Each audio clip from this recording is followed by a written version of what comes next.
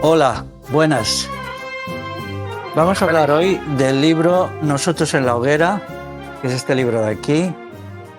El título completo es Nosotros en la hoguera, reflexiones sobre la ruralidad y la libertad para la revolución integral, con uno de los que son sus autores, que es Enrique Bardají Cruz, Kiko para los amigos.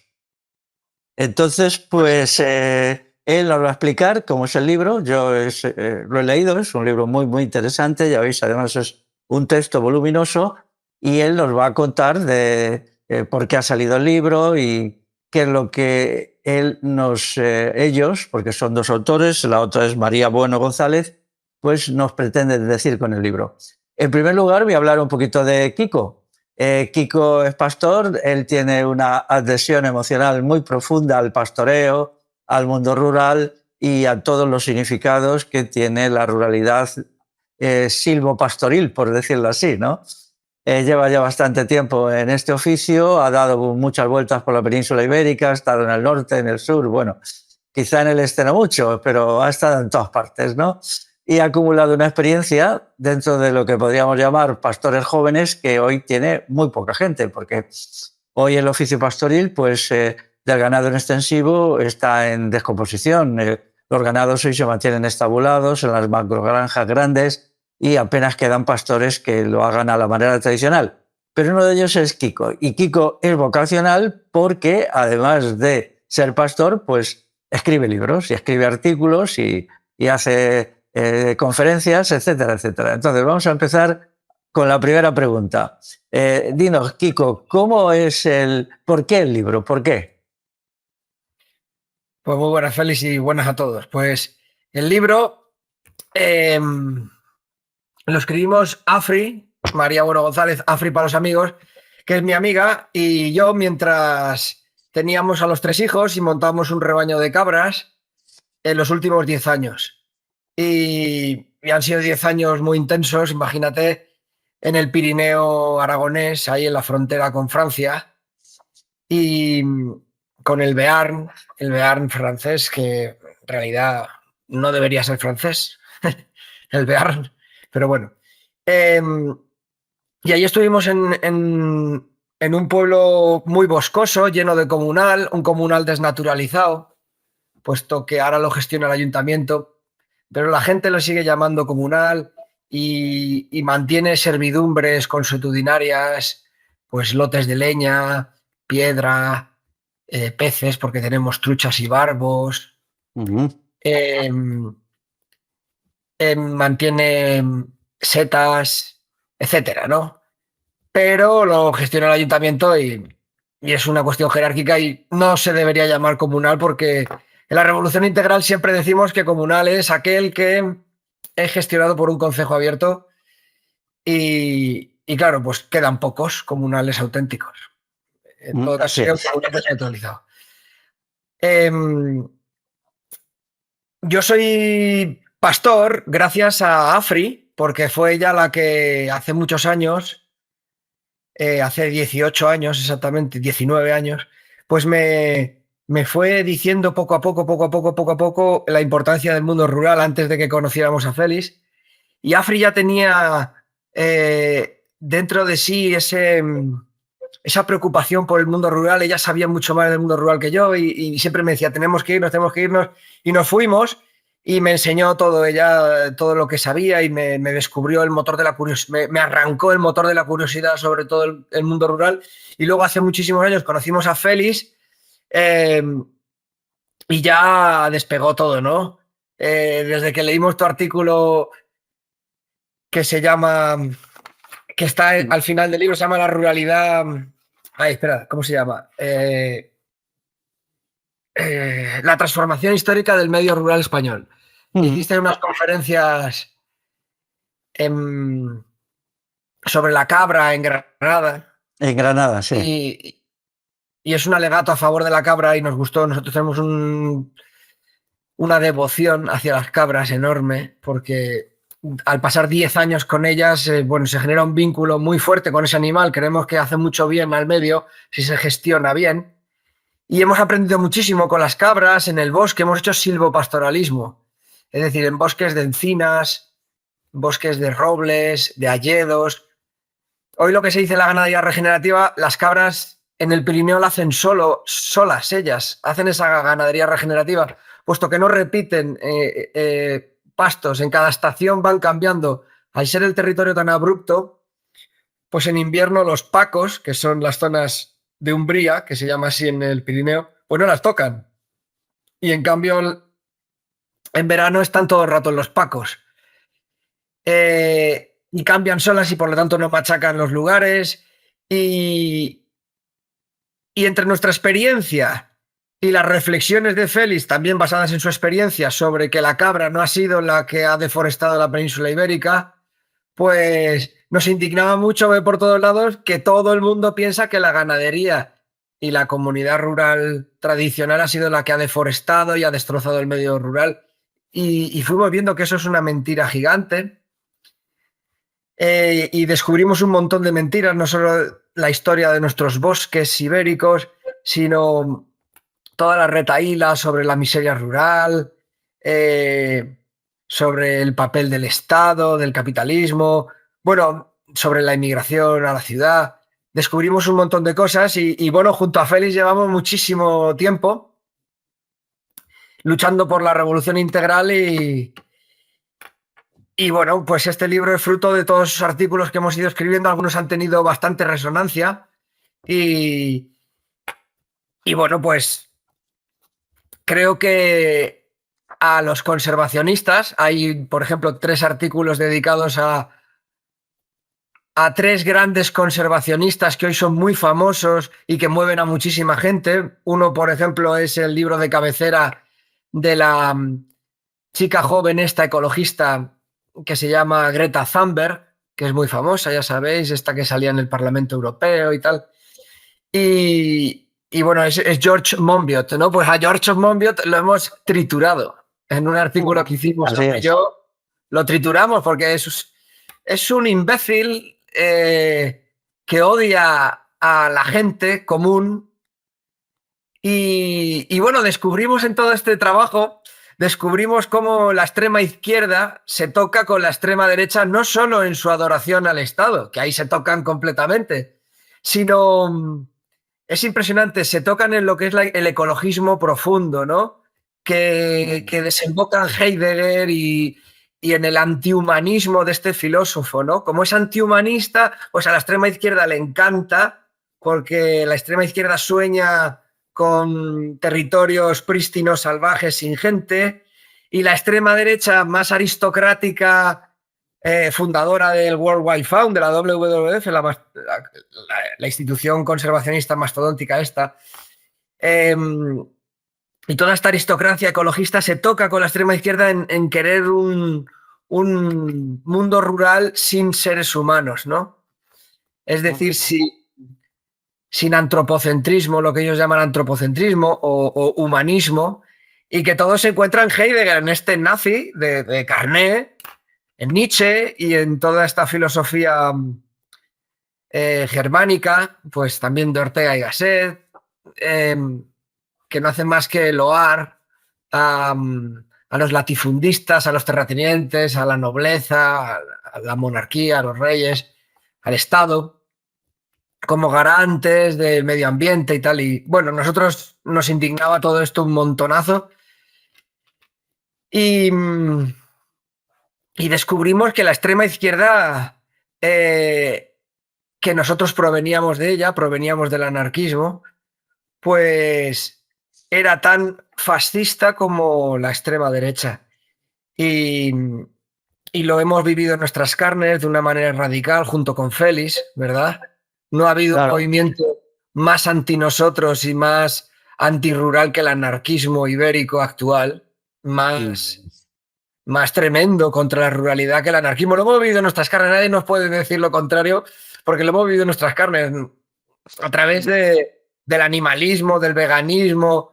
Bueno, yo recuerdo en una librería anarquista muy puntera del barrio de Lavapiés en Madrid, que me acuerdo que me echaron porque dije que porque habían censurado los libros de Félix. Se llamaba La Malatesta, era una librería así, ya cerró.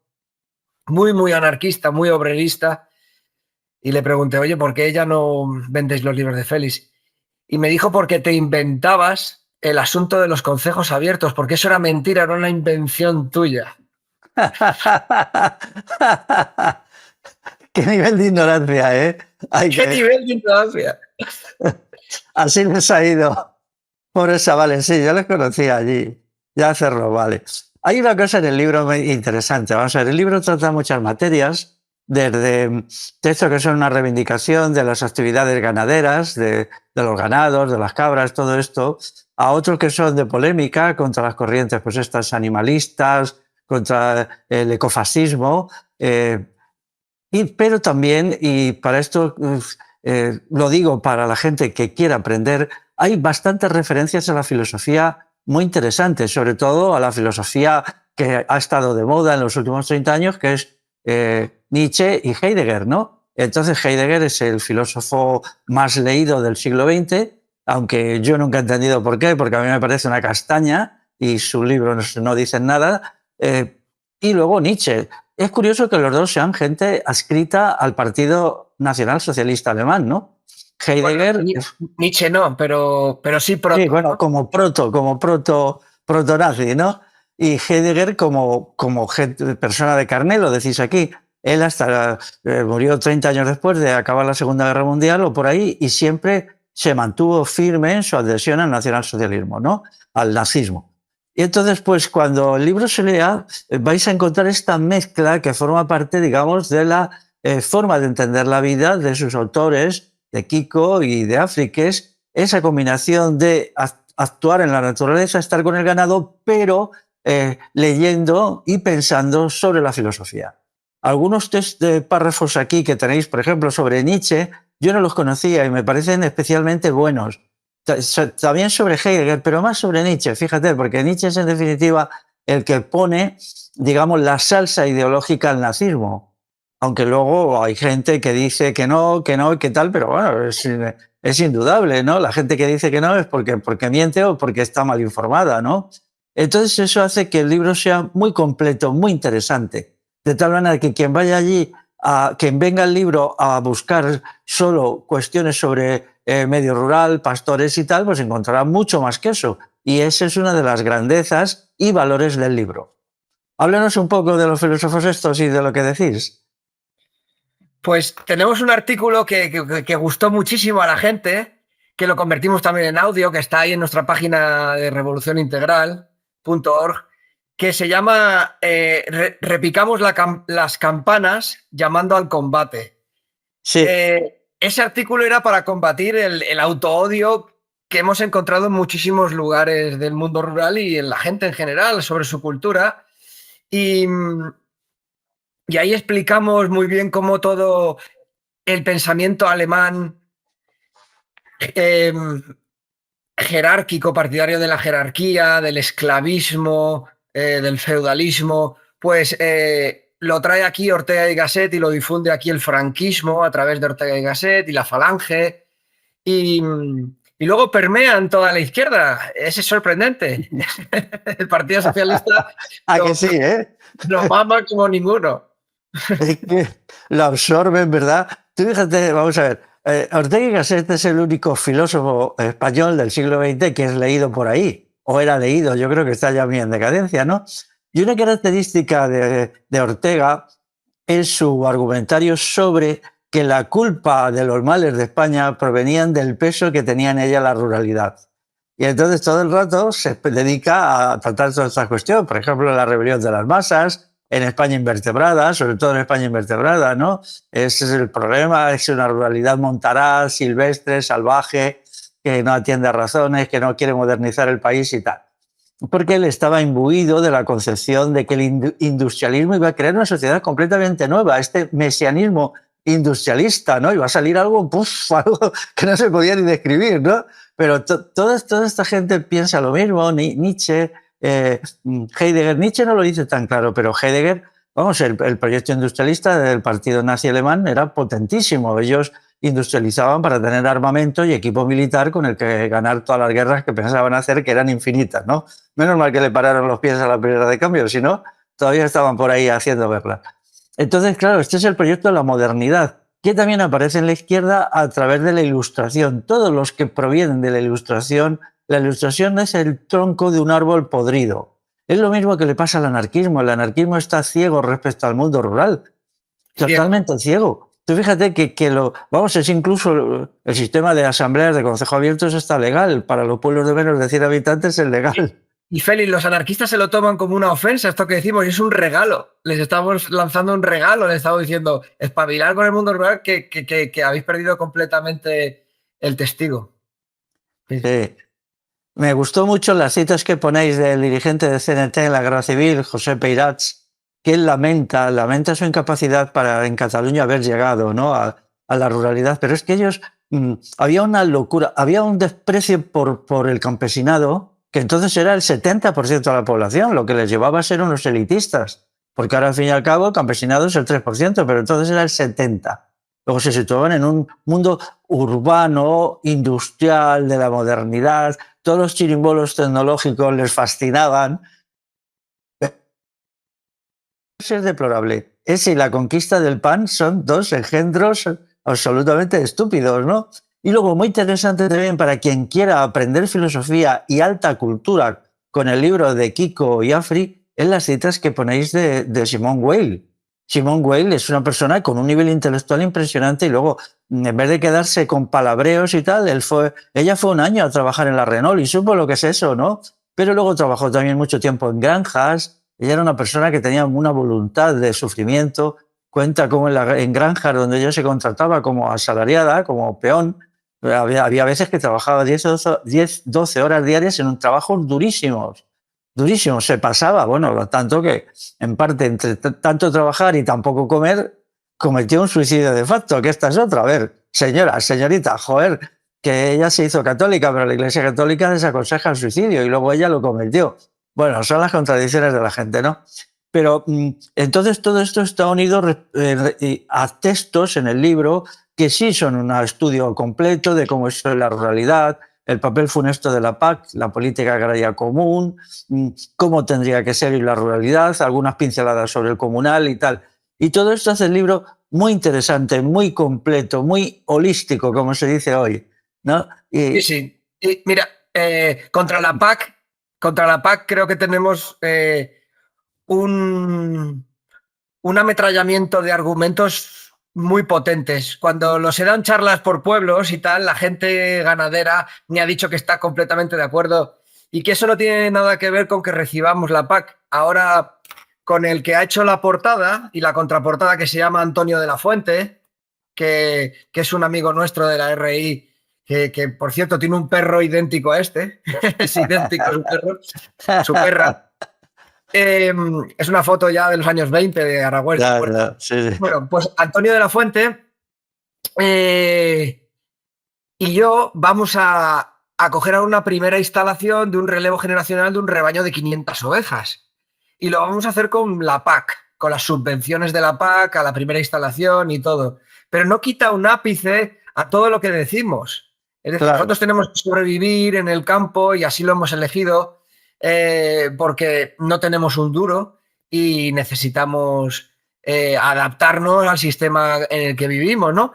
Pero todo lo que estamos viviendo corrobora todos los argumentos que hay en el libro contra la PAC. La PAC es una de las grandes trituradoras del mundo rural y ahí me ayudó mucho a comprender cuando tú dices que cuando tiras por tierra el argumento principal que la gente del sistema, sobre todo los ingenieros, dicen que por qué se hizo la PAC para atenuar el hambre y evitar el hambre en Europa. Y tú bien explicas que en aquella época, que era ya unos cuantos años después de la Segunda Guerra Mundial, ya no había hambre y el sistema que había proporcionaba alimentos a la población perfectamente.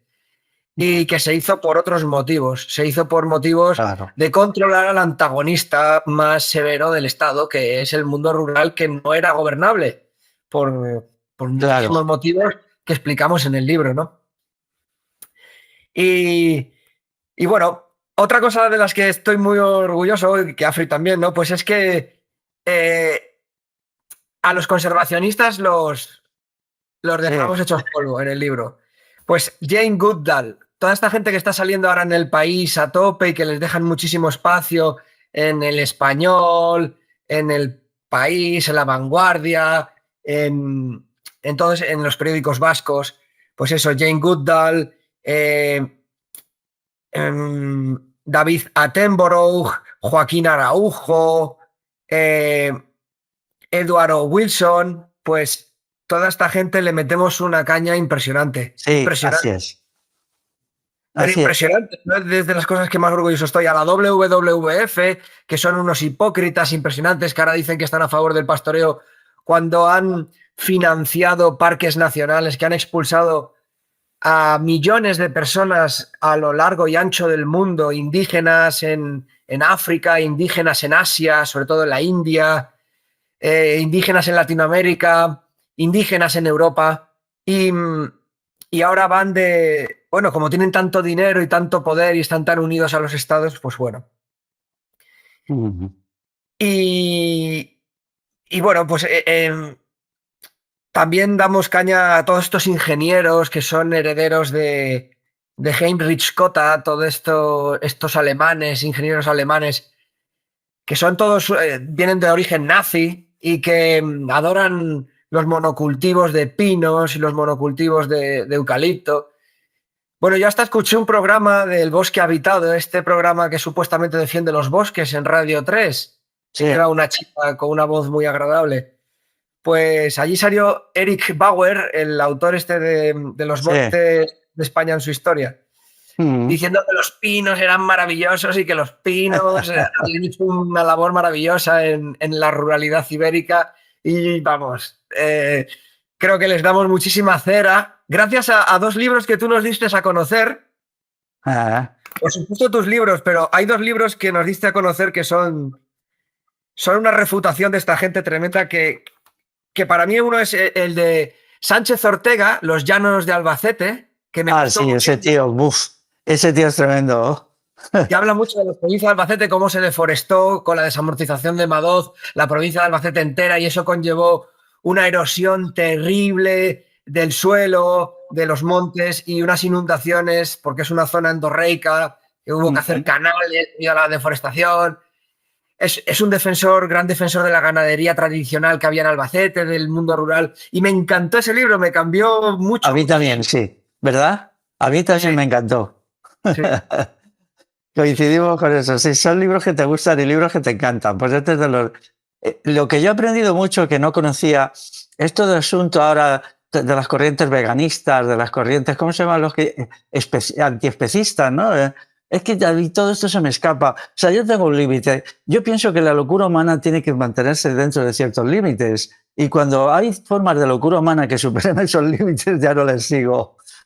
Entonces, todo esto ha superado con mucho los límites. Y no es que no me apetezca seguirles, es que ya no puedo, porque es que... o sea, periódicamente tenemos explosiones de locura humana, ¿no?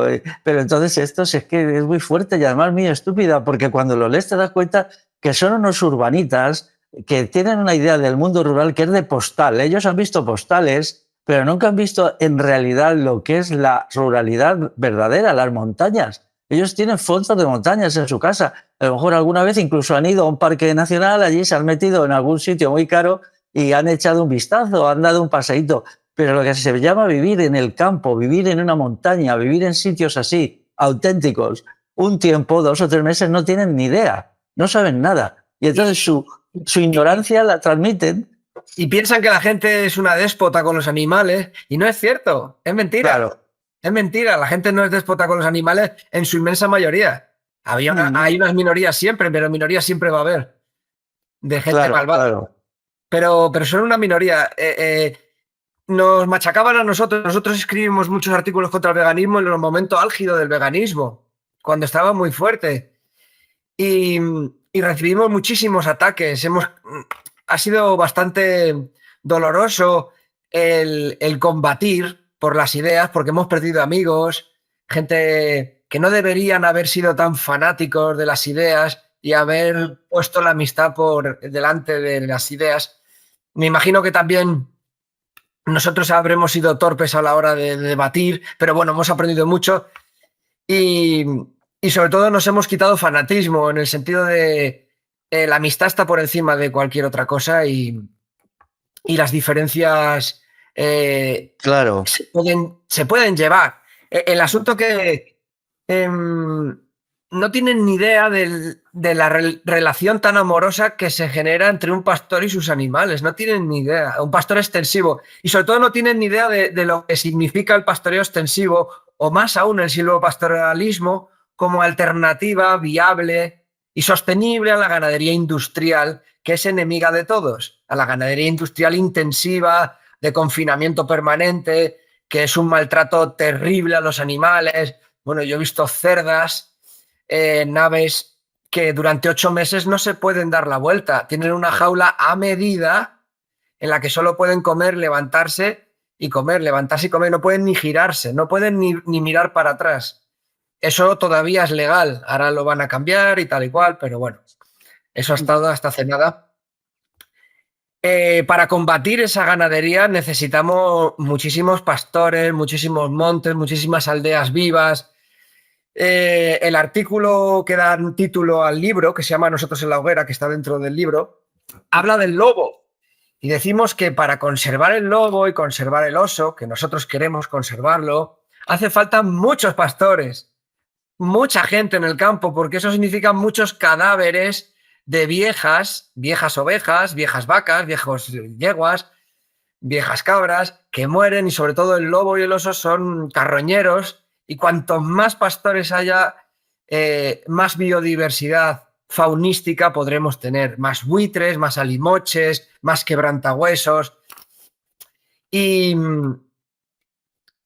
es impresionante, siempre se culpa a los pastores de estas cosas y nunca se habla, por ejemplo, de las juntas de extinción de alimañas, del franquismo, de las que hablamos en el libro, que la gente se sorprende cuando le cuento que sí, que los ingenieros, que los guardas forestales se dedicaban a poner estricnina por el campo y a matar a los lobos. Era el Estado el que asesinaba miles de claro que sí. anualmente. La gente alucina y dice, no sabemos nada, ya, porque los medios de comunicación solo nos cuentan la versión de que el pastor ha sido el malvado y la gente rural ha sido la malvada. Bueno, y hay asociaciones asturianas muy poderosas que han comprado muchísima tierra, como FAPAS, que recibe mucho dinero del Estado, que son realmente malvados sus escritos, porque es un odio a la gente terrible y una ansia de vaciar la montaña que bueno, lo han conseguido, ¿no? Y me recuerdo una frase de FAPAS, de uno de los líderes de FAPAS, que decía, gracias a la Guardia Civil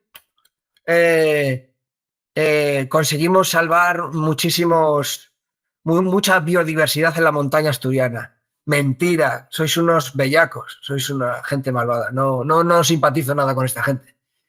Por supuesto. Aunque sin duda hayan hecho cosas positivas, que yo no lo dudo, sin duda, como muchísima gente, ¿no? Pero estas cosas no se pueden permitir, y menos lo hace a la Guardia Civil, porque para quien nos escuche, es que hay gente que hoy se alucina y dice, ¿pero qué tenéis contra la Guardia Civil? Pero bueno, hace nada hablaba con un amigo mío vaquero que se llama, que le queremos mucho, tú y yo, que se llama Ignacio Suescun, de aquí. Le vi hace poco. Sí. Tuve con él hace poco. Sigue.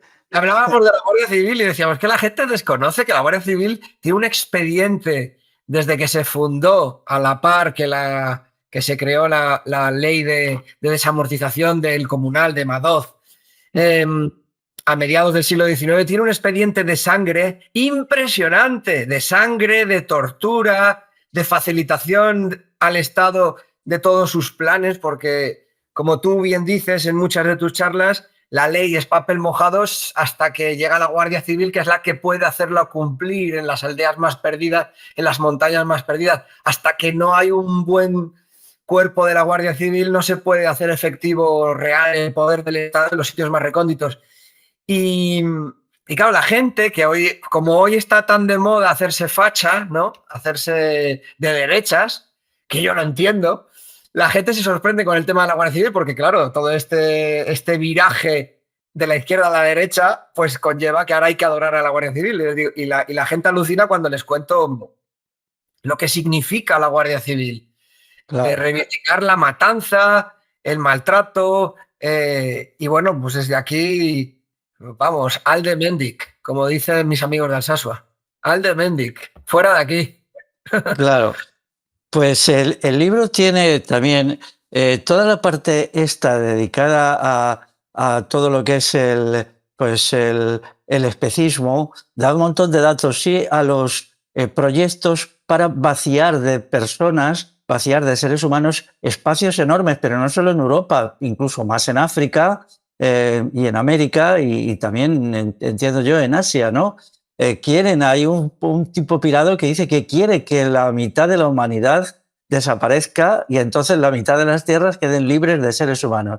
Esta cuestión es esta mentalidad genocida característica de los movimientos ecofascistas, ¿no? O sea, la palabra ecofascista yo no la he inventado. O sea, se ha utilizado mucho tiempo en Francia. Yo la leí hace tiempo ya en un libro francés, ¿no? En el cual ellos protestaban del furor facha, ¿no? Y del odio que tienen a la gente. Todos estos sectores, esa idea del odio al otro, del odio a los otros, es una característica fundamental del fascismo, ¿no? Y además es un desconocimiento de la realidad rural, de cómo son las montañas. Sí, sí.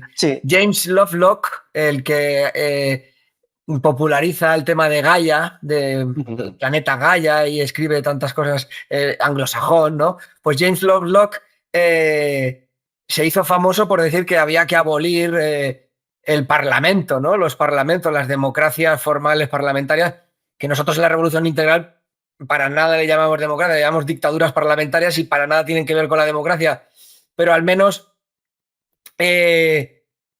son preferibles a la dictadura militar bestial tipo franquismo, ¿no? No sé realmente, pero sí. Y James Lovelock lo que propone es una dictadura militar para salvar el medio ambiente.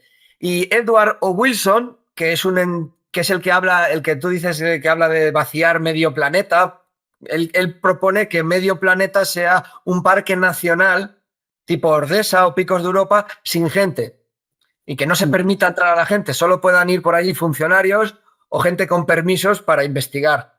Y este es muy famoso, este es de Harvard, es un profesor de Harvard, debe ganar un montón de dinero y es un líder enorme. Este tío tiene aquí un palmero y tiene aquí un seguidor, un loro amaestrado que se llama Benigno Varillas, que es el que ha llevado la revista Kerkus muchos años, o ha fundado Greenpeace, o ha fundado Earth First aquí en España, en lo que llaman España. Y este tío odia con toda su alma al mundo rural. Es el único biógrafo de Félix Rodríguez de la Fuente. Y es una pena que este señor sea el único biógrafo de Félix Rodríguez de la Fuente. Él dice que Félix Rodríguez de la Fuente también quería vaciar su interpretación de lo que era el pensamiento de Félix Rodríguez de la Fuente. Yo lo dudo. Pero bueno, este Benigno Varillas, hablamos de él en el libro y es un auténtico fascista. Sí. Toda esta gente tiene todas las características del fascismo. Además, son disfuncionales porque en esos espacios tan maravillosos, vaciados de gente, ¿cómo los van a proteger de los incendios de los veranos, por ejemplo? ¿No? Pero claro, si toda la biomasa que ahí se acumula, ¿cómo van a hacer? ¿No? Porque antes era una de las tareas de los rebaños que entraban, tanto de ganado menor como pueden ser las cabras, de ganado mayor como pueden ser por ejemplo, las yeguas, los caballos, ¿no? ¿Cómo lo van a hacer, no? ¿Realmente lograrán crear una cantidad suficiente de corzos, ciervos, gamos para que eso suceda? o no ser así, ¿no? Entonces, pues, por ejemplo, en los picos, en Gredos, cuando en la cabra montesa de Gredos hubo la epidemia de sarna hace 20 años, ¿no? Una epidemia de sarna terrible que murió un montón de cabezas y hubo que intervenir allí, hubo que intervenir para curarle la sarna y no sé si sobrevivió un sector muy pequeño. Y ahora está pasando lo mismo también con los corzos. Los corzos dan miedo a los ganaderos porque se rozan con una oveja y tal y la transmiten la sarna, ¿no? Y la sarna es súper pegajosa y difícil de quitar, ¿no? Entonces esta gente, como son unos ignorantes y no entienden de nada y son unos puñeteros urbanitas que lo único que saben hacer es estar en su casa escupiendo maldades, no se dan cuenta de cómo es realmente la realidad de las montañas, del ganado silvestre, de la fauna silvestre, del ganado suelto, y lo que van a hacer es verdaderamente un desastre. Por cierto, es una ventaja que no se lo toman muy en serio y solo aplican una parte de sus chorradas, pero si el día que se pongan a aplicarlo todo es para echarse a temblar, ¿no? Para echarse a temblar. Son gente amante del Seprona y están muy vinculados a ideas antinatalistas. Muy vinculados. Sí. Por ejemplo, Jane Goodall, esta señora de los primates que es tan vegana y que le sacan en el país, ahora mismo le están sacando. Esta tipa ha sido muy vinculada al Planned Parenthood, esta institución bueno, que esterilizaba a indios en la India, ¿no? Sí, ellos sí que hacían, vamos, les esterilizaban sin su autorización, les engañaban, como también se hizo en Iberoamérica, ¿no? A las mujeres se las operaba, por ejemplo, la apendicitis y de paso se las ligaban las trompas, o sea, para que no pudieran tener hijos. Toda esta locura que es aplicar ni más ni menos que la directriz que dio Henry Kissinger en 1973 sobre que las mujeres tenían que olvidarse de los hijos, del amor, del erotismo y todo esto y dedicarse únicamente a trabajar para pagar impuestos. Kissinger es brutal, lo dice con toda claridad. Lo que tiene que hacer es ponerse a trabajar y pagar impuestos. Vale, claro, como era un altísimo funcionario, quizá él ha sido el funcionario con más poder en Estados Unidos en el siglo XX, ha muerto hace no mucho. Entonces, pues se hacían estas cosas. Y ahora, claro, toda esta locura antinatalista pues les está explotando en la cara. Mira lo que ha pasado en China. La economía china tiene, vamos, fecha de caducidad por toda la política natalista que hizo el Partido Comunista de China. Comunista guión fascista, porque es que allí ya nadie absolutamente niega que es un partido fascista el Partido Comunista de China. Pero esta parte está muy bien y como lo insistís en varios artículos, resulta, y cada artículo lo enfoca de una manera, uno desde aquí y otro desde aquí, ¿no? Pues hace que se reciba una información y unos análisis muy interesantes sobre este tema. Este neomalthusianismo es muy curioso, porque siempre tiene la misma característica cuando lo lees por ahí. Le echan la culpa de todo a los seres humanos de a pie y olvidan siempre al ejército y la producción, la industria militar masiva. Ese siempre lo olvidan como causa del ecocidio. El ecocidio es que yo me vaya al trabajo y gaste gasolina yendo al trabajo, ¿sabes? Ese es el ecocidio. O que me lave los dientes y tenga el grifo un poquito más abierto de lo normal. Pero de la industria militar nunca dicen nada. Claro. ¿De cuánta gasolina gasta un tanque por kilómetro? Un carro de combate de 60 toneladas de estos que se hacen por kilómetro, no, por centímetro. Por centímetro de movimiento. Eso no importa, claro, porque ellos están con quienes están, ¿no? Bueno, y pues... mira, perdona, Félix, hay una tesis que ponemos en el libro que se está corroborando a tope y que estamos muy contentos de ella, que es el otro día, sabes que hay unos chavales jóvenes que hacen un canal de YouTube sobre política, que son liberales, pero que hacen buenos análisis que se llaman Visual Politic, ¿vale? Sí. Pues esta gente hizo el otro día un vídeo sobre el potencial del Estado español para tener energías renovables y minería. Y dijo que el gran problema, en sus análisis, el gran problema era que había todavía población en el mundo rural que se oponía y que era muy levantisca, aún hoy, en 2025, era muy levantisca, muy levantisca contra, y que dificultaba mucho el desarrollo del Estado español y que eso impedía muchísimo que España pudiera competir en su hegemonía mundial con los demás estados, ¿no? Y me hizo muchísima gracia, nos hizo muchísima gracia a todos los de la RI porque daban en el clavo, ¿no? Aquí se une toda la extrema derecha más militarista con el izquierdismo más radical y más anarquista. Ambos quieren un mundo rural vacío donde al final osos, lobos y minerías a cielo abierto campen a sus anchas. Y a los generadores. A los generadores con paletas súper tóxicas que luego no saben qué hacer con ellos cuando se cumple ya el tiempo ya de caducidad suyo, que suele ser entre 20 y 25 años. Ahora incluso, como cada vez los hacen peores, parece que ya son 18 años, ¿no? Luego, ¿qué van a hacer con eso? Lleva una cantidad de sustancias tóxicas enormes los aerogeneradores. Y todavía más las placas solares, mucho más, ¿no? Entonces, estos campos de placas solares que pueden ser... Bueno, yo conozco algunos que son 80 hectáreas, ¿no? ¿Qué van a hacer luego con ellos? O sea, eso está creando una contaminación porque las placas solares, con el sol que reciben, con el viento, con todo esto... se van fragmentando en micropartículas supertóxicas que caen al suelo y esas partículas se mezclan. Hay algún especialista que dice que ese suelo tiene que recogerse todo y tratarse como si fueran minerales tóxicos. Félix, hasta tal punto es así que te voy a contar una cosa muy interesante con esto en concreto. Yo ahora me dedico a la apicultura y me dio clases de apicultura un señor que se llama Ignacio Gil Gil, que es un veterinario muy famoso en Aragón. Y el gobierno de Aragón le encargó un trabajo, porque es muy importante, es muy famoso en Aragón, le encargó un trabajo para que explicara si era compatible la apicultura con los monocultivos de placas solares. Y entonces le pagaron un dineral, hizo el estudio y el estudio salió que no, que las abejas se morían totalmente. Nos lo explicaba en clase y todos quedamos alucinados. Y me dijo, ¿y sabes qué hizo el gobierno de Aragón con el estudio? No lo publicó.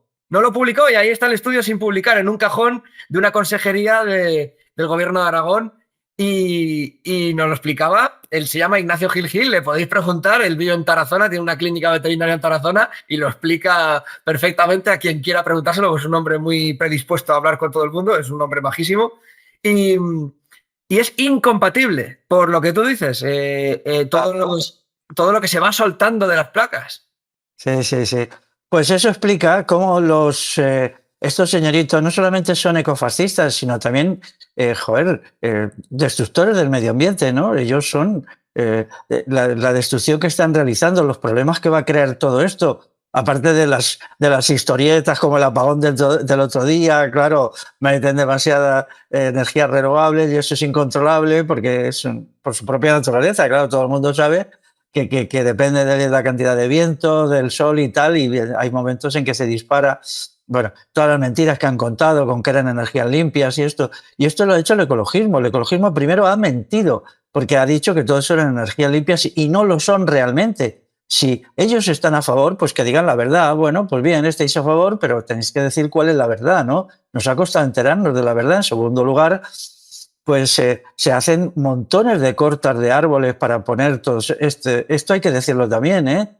Hace poco, no sé en dónde fue, no sé si fue en Navarra o en La Rioja, para poner de aerogeneradores tuvieron que cortar un montón de árboles. Y cuando la gente protestó dijeron que es que los iban a poner más adelante. La gente dijo que empezarán por no cortarlos y luego ya se vería, ¿no? Y entonces ahí se creó el conflicto. El maestrazgo en Teruel también.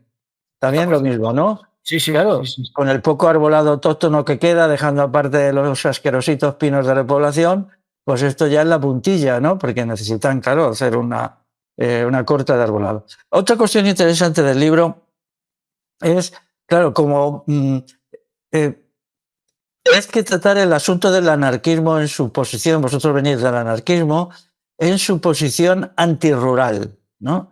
Y entonces entráis en la posición del anarquismo en la guerra civil, no solamente formando parte del gobierno, ¿no? Ridículo, unos anarquistas en el gobierno, ridículo, pero a mí me ha parecido muy bueno las citas que extraí de documentos anarquistas sobre la organización del trabajo industrial en la guerra civil, cuando ellos eran ministros de la cosa, ¿no? Uno de ellos fue ministro de Industria, ¿no? ¿Ministro de qué?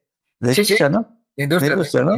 Pues esas citas son preciosas, vamos, me parece la mejor crítica razonada y serena que he leído al anarquismo que yo haya leído. Sí, sí, son muchos escritos lo hemos sacado de Michael Seidman, de Sí, hay que hacer. Sí, Los obreros contra el trabajo en Barcelona. Pero sí, antes sí. de esto quería decirte una última cosa de lo anterior, Félix, sobre el Vale. ecologismo. La gente alucina, los ecologistas que me rodean, cuando les digo, la Red Natura 2000 es una monstruosidad, es una ley de excepción que dificulta hoy en día muchísimo las labores del sector del sector primario y de la gente que quiere montar pequeñas empresas del sector primario, y las dificulta un montón. Es una ley horrible que quita jurisdicción y quita poder a la gente rural, y eso lo ha apoyado a muerte y lo sigue apoyando a muerte el ecologismo. Y eso está vaciando, por ejemplo, el Pirineo, por ejemplo, el 60% del Pirineo es Red Natura 2000. Y ellos son los que al final están abriendo el camino al extractivismo, a la minería a cielo abierto, al que destrocen nuestro mundo rural con monocultivos de aerogeneradores, de placas solares. Ellos han abierto el camino a toda esta gente. Me resultaba muy curioso cuando veía que la revista Kerkus estaba financiada por Naturgy, ¿no? Les financia como publicidad, los meten en la revista, y digo, claro, Naturgy está interesadísima en fomentar un conservacionismo que dificulte muchísimo el relevo generacional en el sector primario en los pueblos, o la pequeña industria de los pueblos, que no tenemos que entender el mundo rural como solo agrario, ¿no? Como tú bien dices siempre, y que a mí me encanta esa idea. No tenemos que entender el mundo rural como agrario, sino como industrial también, como pequeño industrial y como todo. Pero bueno, yendo a lo del anarquismo, Michael Seidman, sus libros son maravillosos porque es muy sincero, como que no tiene adscripciones ideológicas que le castren mentalmente, ¿no? Él le da igual que el anarquismo quede mal, le da igual. Él va a la verdad y ve que el trabajo asalariado se difundió y se generalizó en lo que se supone que fueron las colectivizaciones revolucionarias del anarquismo en la Barcelona de los años del 36 al 39, y ve que no había ninguna liberación, que había más capitalismo que nunca y más explotación que nunca, y encima se les decía a los obreros que era por su súper bien y que tenían que colaborar a tope. Entonces, sobre todo, hay una cuestión que el anarquismo, como siempre ha estado más balanceado hacia la práctica y ha abandonado un poco el tema de la reflexión y de las ideas, no ha sido equilibrado en ese aspecto, ha delegado muchísimo la autogestión del pensamiento, la ha delegado en el marxismo y en la socialdemocracia. Entonces se vieron implementando el taylorismo, igual que Lenin en la Barcelona del año 36. Y entonces eso fue un puto desastre, porque la gente se sentía esclava, porque lo era. Claro. En vez de haber buscado una reconciliación entre el trabajador y el trabajo, en la medida que fuera posible, en las fábricas de la época, que todavía eran fábricas medianas en general, ¿no? Todavía no se había producido la terrible concentración industrial y la verticalización completa de la actividad en la fábrica. Allí era más fácil hacerlo entonces que hoy, ¿no? Y sin embargo ellos siguieron un camino de un productivismo que acabó en nada, porque no solo no consiguieron tener más productividad, sino que consiguieron menos productividad. Y luego encima la clase trabajadora de Barcelona, al verse superexplotada, se desentendió de los asuntos políticos de la guerra. La conclusión que llegó: a nosotros nos da igual la república o el franquismo y la república, porque en ambos sitios nos aprietan las tuercas igual en el puesto de trabajo y no tenemos ninguna participación, ni tenemos voz, ni tenemos voto. Luego, eso hizo que las cosas se desmoralizaran. Por ejemplo, la cantidad de desertores que había cuando se llevaba filas a la gente para ir al ejército republicano, pues, por ejemplo, para ir a la batalla del Ebro, los que se llamaban filas en la primavera de 1938, las deserciones llegaron a ser del 20%. Nadie quería ir realmente, ¿no? O sea, del 20% según cifras oficiales, que pueden ser incluso el doble las cifras reales, ¿no? Pero es que son muy torpes esta gente, no entienden las cosas, no entienden el mundo, tienen esa ceguera irracional de la Ilustración. Todas las ideologías que vienen de la Ilustración acaban en desastres, ¿no? El liberalismo, el marxismo, el anarquismo, el fascismo, todos los sismos vienen de ahí, ¿no? En realidad es el árbol nutricio de la basura ideológico-mental, ¿no? Que Además, tenemos hoy. el anarquismo no tiene excusa ninguna porque allí tenía los textos de Joaquín Costa sobre el colectivismo agrario a los que no prestó la más mínima atención.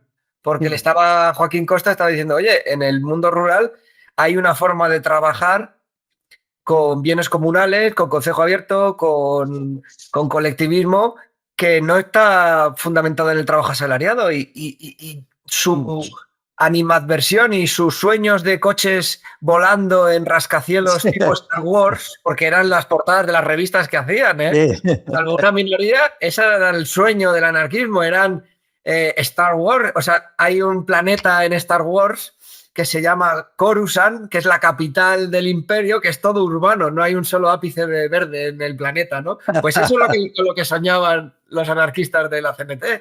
Sí, es verdad, sí. Por lo tanto, tendrían al Estado. Claro. Ciertamente todo eso fueron sueños horrorosos, porque de ahí el hambre que hubo en la zona republicana en los años de la guerra. Porque, claro, un campesinado que se sentía no solamente oprimido, sino despreciado.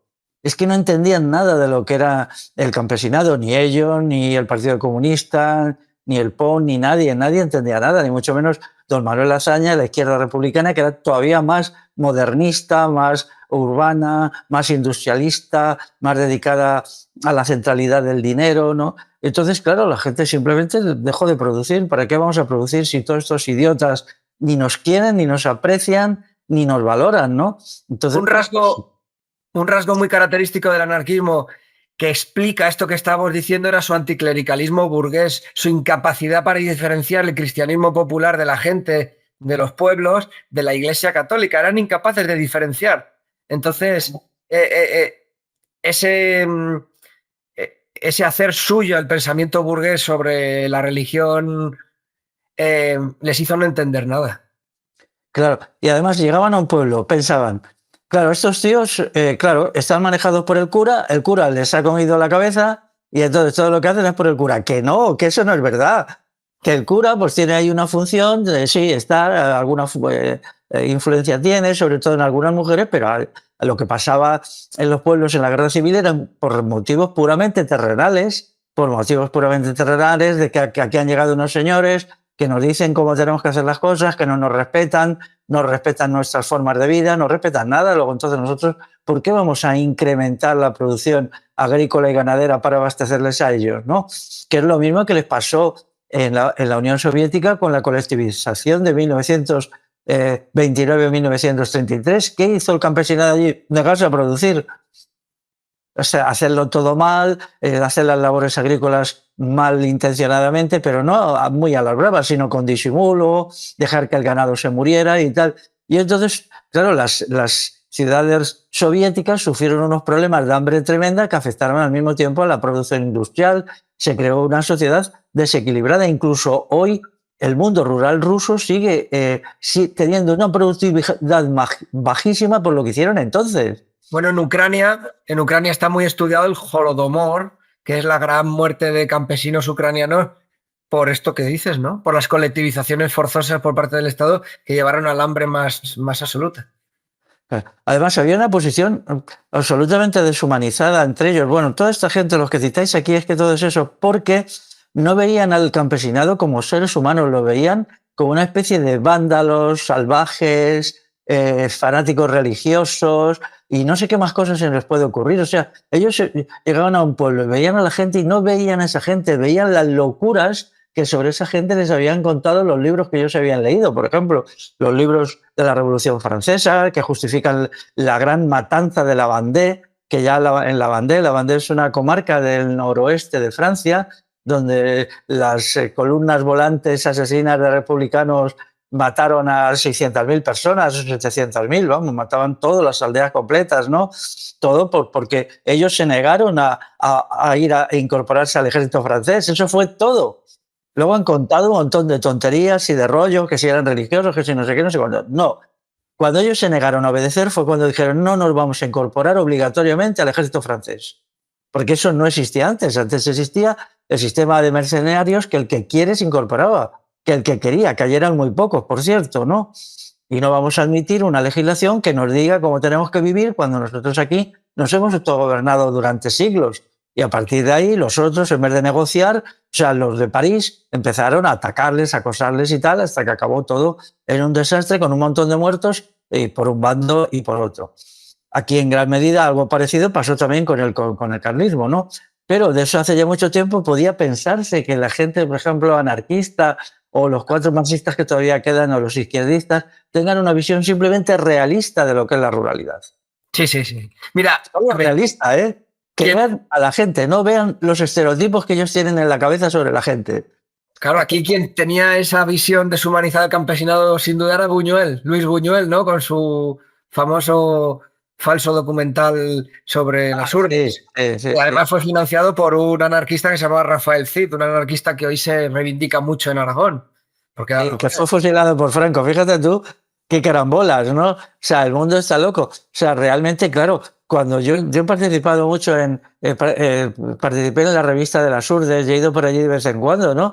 He tenido ocasión de estar con ellos, pero con ellos, pues, tomándonos un vino, charlando apaciblemente. A ellos les duele muchísimo lo que se hizo aquello, que además es mentira. No fue un documental, fue una película con actores pagados. Eso lo decís aquí muy gracioso, ¿no? Hasta los que a algunos le dieron para...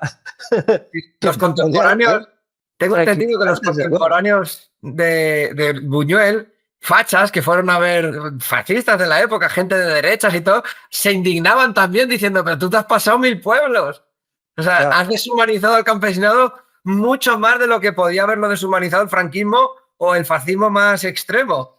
Me acuerdo porque estaba Gregorio Marañón cerca y mucha gente así que le dijeron, pero Buñuel, es que te has pasado 1000 pueblos, ¿no? Claro. Y incluso las tesis de las taras biológicas, que eso es terrible, ¿eh? Que eso es para darle al tío un puñetazo. Porque como la gente allí tenía bocio, que es una enfermedad que es el tiroides que se inflama. Entonces él creía que eso eran seres degenerados, que es lo que venían diciendo todos los reaccionarios, porque el primero que lanza un ataque frontal a las urdes es un obispo, el obispo de Coria en el siglo XVIII, es el primero que saca la teoría de la degeneración, que allí, por ejemplo, dentro de la familia había relaciones sexuales entre padres e hijos y hijas, e hijos y madres. Bueno, unas cosas aberrantes, monstruosas, ¿no? ¿Sabes que tiene un montón de yodo? Los níscalos, los robellones. Y si la gente tomaba níscalos y robellones, pues ya tenía suficiente yodo, ¿no? Con eso hubiera bastado, con que... Sí, el problema estaba que allí que la naturaleza de la Tierra es muy pizarrosa y está completamente desprovista de yodo, entonces el agua no tiene yodo. Pero eso se resolvió en cuanto se les empezó a llevar sal marina, que tiene yodo. O sea, cuando ellos empezaron a consumir sal marina, pues se le quitó el bocio, esto se le quitó. Bueno, pues todas estas cuestiones, lo triste es que sigan existiendo, ¿no? Y en ese sentido creo que el libro vuestro es un baño de realidad. Incluso yo se lo recomiendo mucho a los urbanitas, a gente, bueno, pues es urbanita como si es cualquier cosa, ¿no? Que gente que ha nacido, que vive en las ciudades y tal. Se lo recomendaría mucho para que entiendan cómo realmente es la ruralidad y que luego también buscaran lecturas, si están muy interesados en entender el campo como es, lecturas colaterales, o sea, las ramas, las citas que vosotros ponéis de autores, ¿no? Y que el libro es muy completo por eso, porque también exige un esfuerzo para comprender un poquito la filosofía del siglo XX, muchos elementos de sociología, muchos elementos de agroganadería. O sea, que es un libro múltiple del cual quienes lo lean, lectores y lectoras, pues pueden encontrar muchas cosas valiosas y útiles, ¿no? Al ser una miscelánea de artículos escritos durante 7 años, me parece, ¿no? He contado 7 años, ¿no? 10 años. 10 años. Vale, pues entonces, pues nada, pues este es el libro y aquí aparece el perrito de Antonio.